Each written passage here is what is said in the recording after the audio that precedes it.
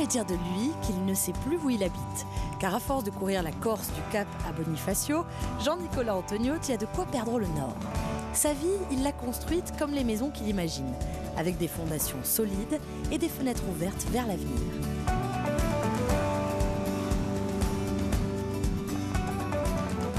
Jean-Nicolas Antoniotti construit, mais pas seulement des maisons. Avec Femougui, il veut prouver aux Corses que la fatalité n'est pas fatale, que l'avenir de leur terre est entre leurs mains. Moi, ma force, c'est d'être un animateur, d'être capable de convaincre des gens et les mobiliser sur un projet commun.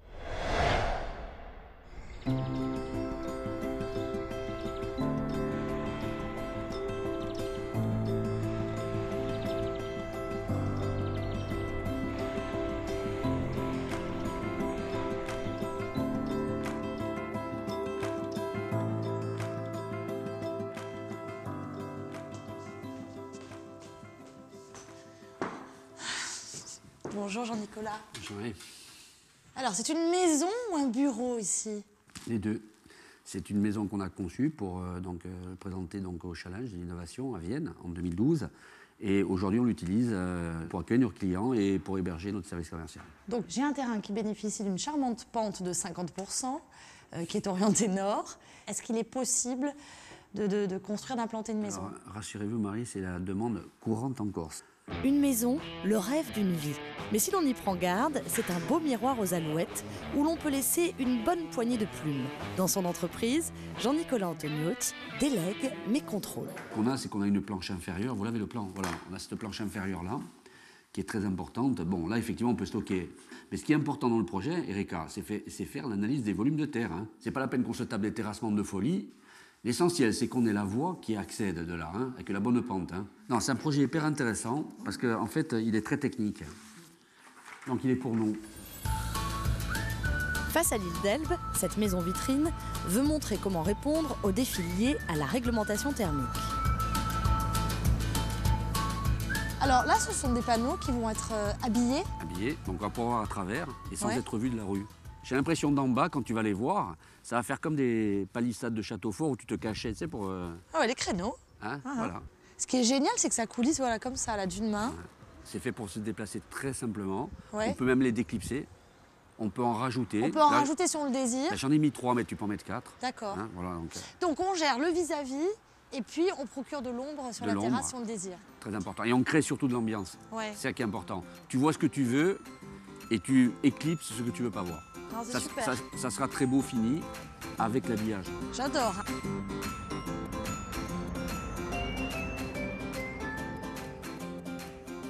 Qu'est-ce qui a plu dans cette maison? Donc moi, je travaillais sur un terrain avec une pente à 36%.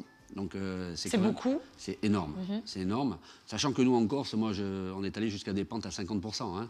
Et puis surtout, il y avait une dimension, c'était réussir à insérer, donc comme on pouvait insérer de la maison individuelle sur un délaissé de terrain, dans un environnement urbain assez dense, hein, puisqu'il y a des immeubles ici qui sont jusqu'à R+11, hein, ce qui est considérable en Corse. Hein. L'intérêt aussi, c'est que chaque étage est de plein pied, Exactement. Malgré la pente à 37%. Exactement. C'est-à-dire on est à 36%, mais on a 3 niveaux sur la maison, hein, et on est à chaque niveau, on est complètement de plein pied. Et bien entendu, attention, hein, tout avait été intégré avec la possibilité de pouvoir adjoindre un ascenseur pour garder une mobilité complète dans la maison. Et bien entendu, je positionnais déjà un projet qui était déjà RT 2020, c'est-à-dire qui était déjà une maison à énergie positive. Et encore une fois, projet... On rappelle énergie positive. Énergie positive, c'est une maison qui consomme... Qui produit plus qu'elle ne consomme. Exactement. Voilà. Donc, elle a un bilan énergétique positif. C'est la maison des années 2020. Voilà. Donc, pour nous, c'est important d'avoir cette vitrine technologique, de montrer le savoir-faire corse. Hein. Vous voyez ici, par exemple, on a une baie qui fait 6 mètres de haut, hein, et qui vous permet d'avoir donc une luminosité incroyable. Mais on a le droit de faire une baie vitrée si gigantesque? Tout à fait, tout à fait. C'est la première question que je me suis posée en arrivant. On a droit, et puis surtout, on est arrivé à la faire rentrer, effectivement, avec une efficacité énergétique garantie. Comment les architectes trouvent leur place dans vos projets bourrés d'exigences, puisque vous savez en général ce que vous voulez précisément? Mais moi, j'aime les architectes qui travaillent pour les gens qui vivent dans les maisons, pas qui travaillent uniquement pour se faire plaisir et pour faire des images. Cette maison, elle est très simple. Elle a une architecture très dépouillée, très pure. Sur un projet comme ça, ce qui m'a plu avec cet architecte, avec Angéline Faro, c'est sa capacité à faire entrer la végétation et les arbres dans la maison. Et je trouve qu'il y a une ambiance ici qui est complètement intégrée par rapport au terrain. Et ça, la qualité d'un architecte, pour moi, elle est là. Jean-Nicolas Antonio, Chico, pour ceux qui le connaissent mieux, est un addict de la création d'entreprises. Les siennes, bien sûr, mais aussi celles des autres, auxquelles il donne un coup de pouce, à condition qu'il croit au projet et à l'équipe qui le porte.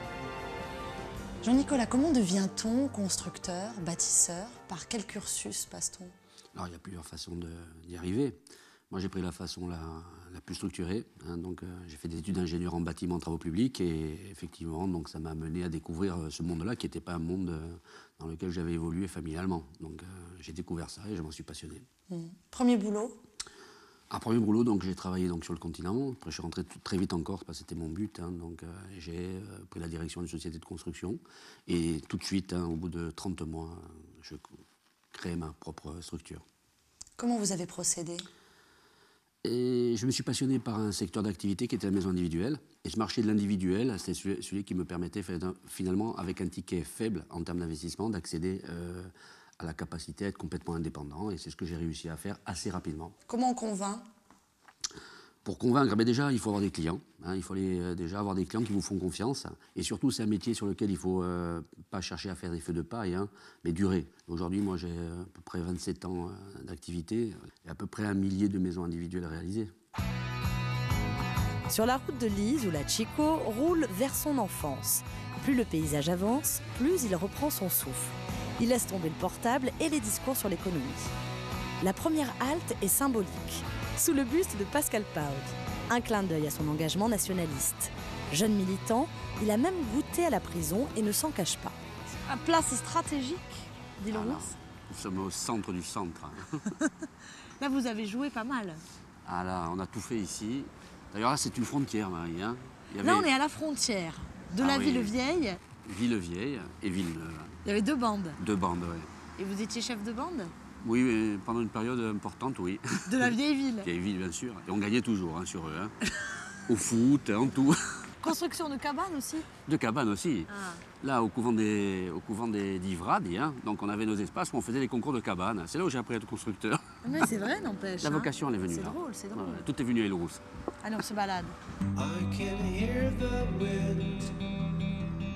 À 55 ans, le gamin de Lise ou là s'est assagi et a bien réussi dans les affaires. Lorsqu'il rentre chez lui, ses premiers pas le ramènent vers le passé. L'Île-Rousse, c'est l'enfance au cœur.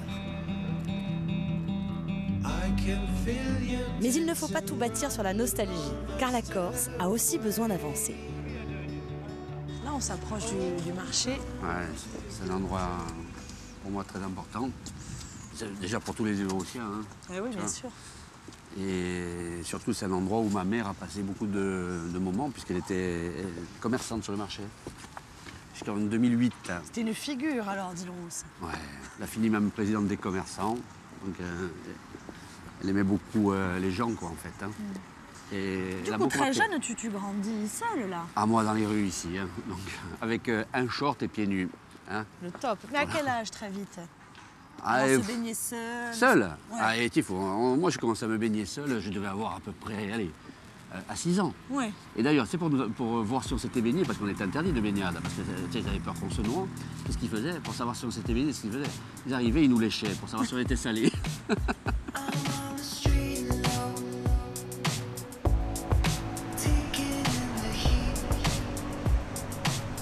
Là, c'est un lieu génial, parce que c'est le lieu de l'enfance où vous nagiez. Ah oui, là, c'est un endroit qui s'appelle le Pinceto. Et on passait donc nos journées à faire le Pinceto, Carroquette, là-bas en face. Donc c'est à peu près 500 mètres de nage. En crawl, on faisait l'aller-retour. Alors, le surnom de l'enfance? Les amis intimes et d'enfance m'appellent Chicoade. Parce qu'en fait, j'étais toujours en short, torse nu, et donc avec la peau très mate. Noir de peau. Noir de peau, ouais. donc Chicoade. D'ailleurs, il y a toujours des gens à Île-Rousse qui m'appellent Chicoade. C'est vrai? Avec cet homme-là, les promenades ne sont que des parenthèses, car il fonce en mode avance rapide. Il faut rentrer à Bastia, car il a aussi un hôtel à faire tourner, hôtelier, un métier qui n'était pas le sien, alors il l'a appris, avec ses réflexes de chef d'entreprise.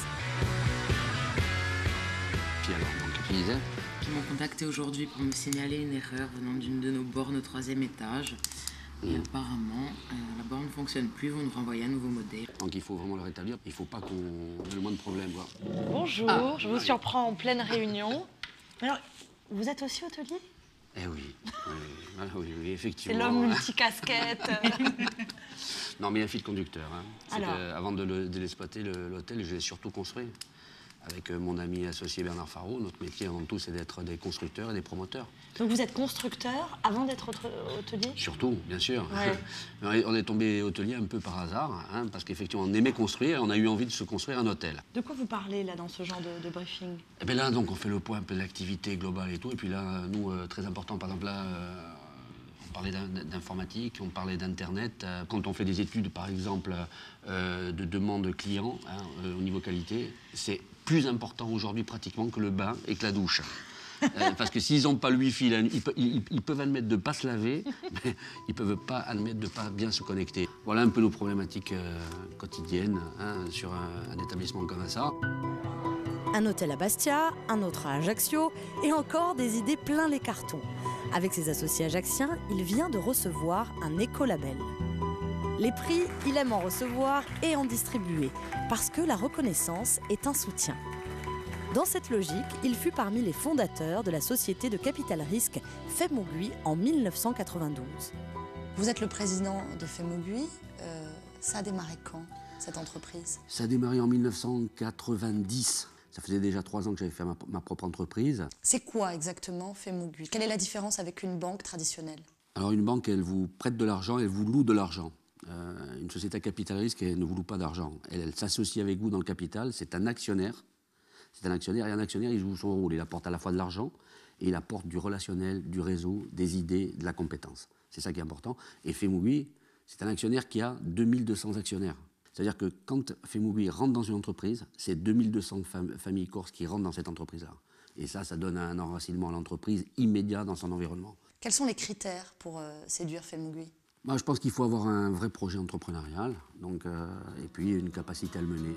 Parmi les dernières entreprises appuyées par Faimogui, une usine étonnante, noyée dans les champs d'agrumes de la plaine orientale. Où vous m'emmenez, Jean-Nicolas? Dans une entreprise qui fabrique du polystyrène, qui Ouais. est une entreprise unique en Corse, bien entendu. Hein. On va voir comment ça se passe à l'intérieur. Allez, on y va. On ira. Cette boîte est bien isolée. Si vous me passez ce jeu de mots un peu facile, pourtant, la plus grande partie de sa production est destinée à l'export. Voilà Marie, Bonjour. le maître des Oui, lieux. bonjour. La personne que je vais vous présenter, Frédéric. Alors là, c'est quoi, des immeubles de polystyrène? Alors, c'est des montagnes de polystyrène. Là, par exemple, c'est des produits qui sortent de notre atelier de moulage et qui sont Ouais. destinés à repartir sur le continent. Ah, En fait, c'est ça. on reçoit des camions de matières premières, Ouais. quelques camions de matières premières, qu'on transforme en milliers de camions de produits finis. Extraordinaire. J'aimerais bien voir... On y va. Ah ouais. Alors, c'est ici qu'on transforme la matière première? Voilà, on travaille avec cette matière Ça se présente comment? de minuscules billes qui nous Ouais. arrivent des raffineries. Donc, c'est le sous-produit du raffinage qu'on va venir transformer. Du raffinage du pétrole. Absolument. Vous pouvez en prendre. C'est génial.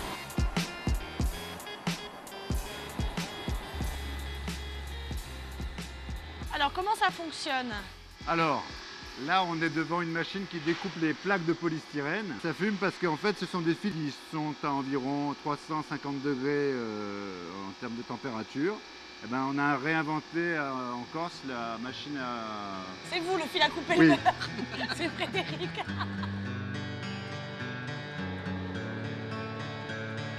De quelle manière Faimogui s'est intéressé à Corstyrène? Faimogui, ce sont des entrepreneurs comme nous et qui sont capables à un certain moment de faire des paris et d'accompagner les entreprises jusqu'au bout. Donc c'est une entreprise qu'on accompagne en développement et on s'y est intéressé comme des actionnaires, qu'on est habituellement dans les entreprises. C'est-à-dire qu'on n'apporte pas simplement que du capital, hein, c'est pas que ça, c'est d'apporter du réseau, c'est d'apporter en fait la capacité à se mettre ensemble pour faire des choses ensemble. Parce que ce qui est important, c'est pas simplement d'apporter de l'argent à une entreprise, mais c'est ce qu'on fait au quotidien, c'est-à-dire promouvoir, utiliser les produits et faire en sorte que ces produits-là, on puisse les mettre dans nos maisons en Corse. On a fait Développement Faimogui. durable et développement Tout à fait. économique de l'île. On a Allez, beaucoup moi pour aussi, je rester. participe au partenariat et je vous aide. Bah, j'ai un coup de main quand Ah même. oui, hein. oui. Allez, bah oui, enlevez les chutes. Vous pouvez me donner un coup de Alors tout ça, c'est des produits qu'on va recycler et qu'on va réintégrer dans les fabrications. Donc je peux le balancer comme ça. Voilà. Le président de Femugui vit à 100 à l'heure, mais en faisant quand même attention au radar de la plaine orientale. Direction Vescovat, où il a mis en application un procédé révolutionnaire d'agrandissement de maisons préfabriquées Nova. Jusqu'à présent, ces maisons en plaques de béton des années 80 ne pouvaient pas être surélevées. Désormais, c'est possible. Alors voilà la fameuse maison qui a gagné un concours. Tout à fait. Donc on l'a présenté donc à Lisbonne devant 450 constructeurs. On a gagné une médaille d'or. Donc très fiers. Hein, La classe. Le marché est énorme. Rien qu'en Corse, plusieurs centaines de ces maisons ont été construites. Mais entre la France et l'étranger, ce sont plusieurs dizaines de milliers. Les brevets déposés par Jean-Nicolas Antoniotti permettent d'agrandir les volumes avec des tarifs étonnamment bas. Ça n'existait pas. Ah non, ça on l'a conquis sur le vide. C'est génial, ça permet de voir le village là-haut, Ah ouais. alors que depuis le jardin, on ne le voit pas. C'est ça ce qui est génial dans une surélévation, c'est qu'on prend une altimétrie qui change complètement tout. On s'élève. Voilà. Ce concept technique a été présenté au Challenge des maisons innovantes en 2013 à Lisbonne. Et devinez qui a décroché la médaille d'or ? Ça, Jean-Nicolas, c'était une maison Phoenix. C'était une Phoenix, bon, elles étaient très classiques, hein, elles étaient toutes de plein pied, Ouais. hein, la plupart, et très standard. Hein, donc, bon, non seulement il faut les renouveler, c'est intéressant, mais il faut leur donner une dimension plus contemporaine et qui corresponde à l'attente de la clientèle actuelle. Hein. Et l'objectif du projet que j'ai mené là, c'est de transformer donc, ces maisons-là et de les remettre donc, avec un niveau de performance. C'est-à-dire non seulement aller vers la requalification thermique, mais aller vers surtout la redensification en surface. Alors le projet est intéressant parce que vous surélevez, mais sans bouger les habitants. On arrive effectivement à monter l'étage en maintenant donc les personnes à l'intérieur de la maison pendant toute la phase de construction. Et pour nous, ça offre de grandes perspectives pour des gens aujourd'hui qui ont besoin de trouver à se loger, de plutôt que s'orienter sur des terrains nus, d'aller plutôt à la recherche de maisons existantes qu'on peut complètement reconditionner et remettre vraiment au goût du jour, aussi bien au niveau thermique qu'au niveau esthétique. Avant d'être chef d'entreprise, notre homme est ingénieur. Et comme il sait qu'il n'y a pas de projet réussi sans bon technicien, il travaille avec l'université à la formation des futurs ingénieurs. Jean-Nicolas, concrètement, votre travail avec l'Université de Corse et notamment avec ce projet d'école Polytech. Alors pour moi c'est important parce qu'effectivement c'est une première école d'ingénieurs donc, qui travaille sur les aspects donc, du bâtiment, hein, du bâti, aussi bien des énergies renouvelables que du génie de l'habitat. Donc c'est complètement dans mon optique professionnelle. Mais ils vont être ingénieurs, ces étudiants ? Complètement, et puis c'est-à-dire que la commission du titre d'ingénieur donc, les a labellisés. Hein, et la première promotion va sortir en juillet 2014. Donc ce sont les premiers ingénieurs de l'Université de Cortège. Hein, et on peut en être tous très fiers.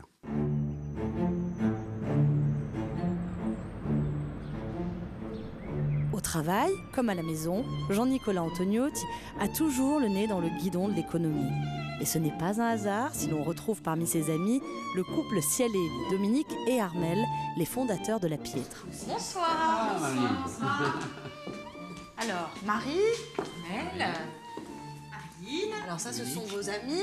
Voilà. Et enfin, votre épouse. Et voilà, Marité donc, Voilà, et Marie. parce que on a vu le boulot, le domaine du travail. Mais on ne vous avait pas rencontré.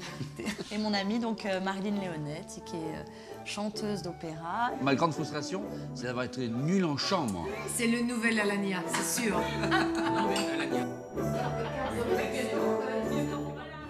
On va vous faire écouter quelques airs, si vous êtes d'accord.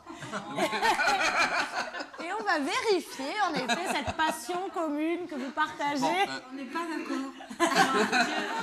Alors, On commence par une femme. On va le donner comme un indice. Mais il faut deux. une petite chanteuse, pas très connue. Ah, il faut reconnaître la chanteuse. Alors, Marité? C'est ça, c'est bon. Oui, la Calas. C'est la Tosca. Oui, c'est Tosca. Et c'est l'air, c'est. C'est Le titre oui, Allez, le titre titre, de oui, l'air, je allez. connais, On va compliquer un peu parce que... C'est vice. Non, Oui, vici oui, d'amour. c'est ça. Vici Vici d'amour. d'arte, vici Vici d'arte. d'arte et Oui. vici Oh. d'amour. Un autre. Alors, Alors, un homme à présent? un homme, oui. Exactement. Oui. coiffé au poteau par son épouse. L'émotion, quoi. Alors moi, je vais vous faire un cadeau. Que nous avons ici. Un cadeau ce soir, puisque vous êtes fou d'opéra. Je vais vous donner un petit peu les coulisses de l'émission des fous d'opéra, ce qu'on fait pendant qu'il y a des disques que les auditeurs écoutent. Eh bien, nous, on fait les fous derrière pendant ce temps et on chante. Et oui. Et ce serait sympa que tu acceptes de chanter. Déjà, qu'est-ce que tu veux? Je veux un air de Traviata, mais l'air le plus dramatique, tu vois, l'air Addio del passato. l'air qui tue. L'air qui tue. Tant qu'à faire. Tant qu'à faire, puisque je t'ai sous la main. Bon, moi je veux bien, mais à fond les ballons. Ah, vous y attendiez pas à ça, hein. L'opéra qui vient à la maison.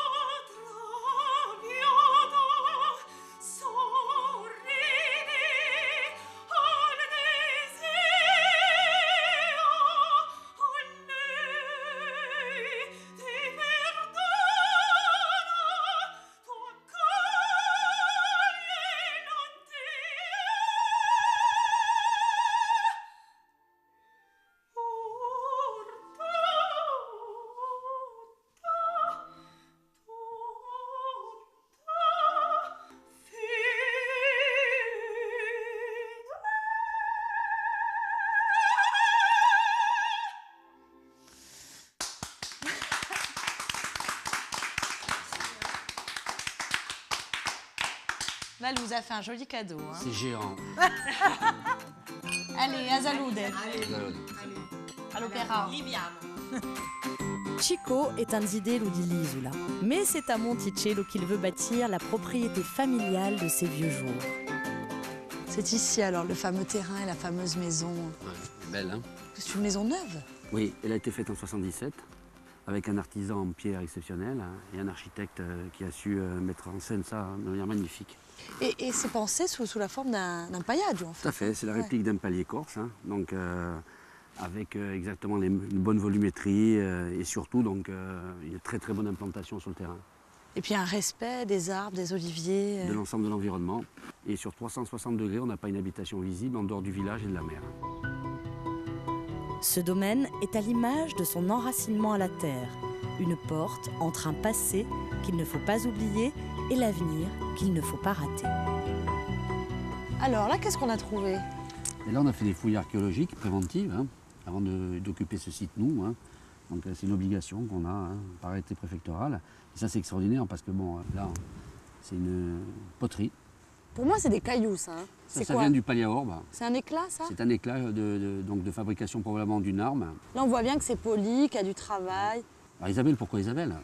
Parce que déjà, je l'adore.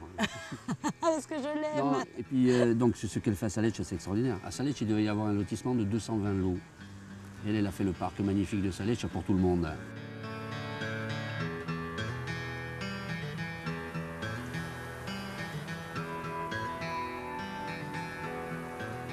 Comment ça se fait qu'on trouve ici des vestiges archéologiques?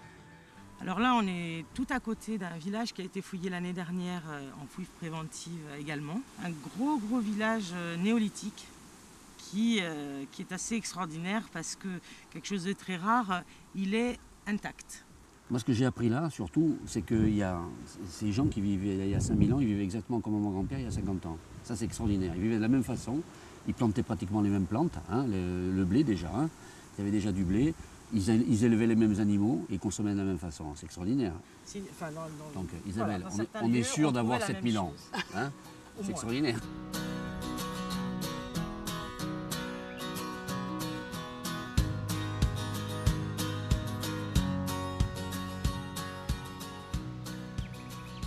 Alors c'est peut-être ici le lieu où vous allez résider un jour et rester. Alors je vais faire une propriété familiale, sûrement. Je pense que je vais m'y sentir bien. Voilà, donc je suis dans un endroit qui me plaît. C'est un terrain qui était utilisé par mon grand-père qui était berger. Et puis où on pourra voir courir les petits-enfants peut-être un jour. Ah, je pense, hein, si Dieu le veut. Hein.